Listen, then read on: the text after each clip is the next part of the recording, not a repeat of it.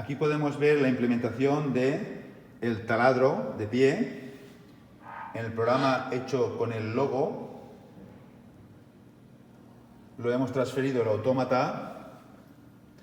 y en este tablero tenemos un montaje en el que en lugar de los contactores tenemos pilotos luminosos y este tablero con los finales de carrera, el de arriba de posición de reposo, el intermedio que será el que hará que empiece a girar el taladro y el de abajo que será el que finalice la bajada del taladro. Entonces, de este modo,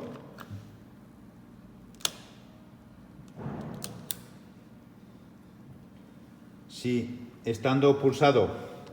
el final de carrera superior, pulsamos también el de marcha,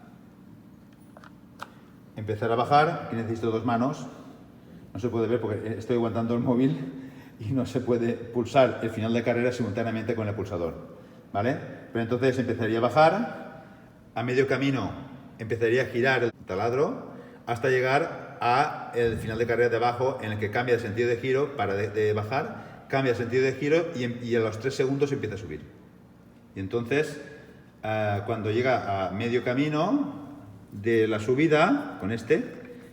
pararía el giro y cuando llegue al final de carrera de arriba al superior, pararía de subir. Y ahí acabaría el ciclo.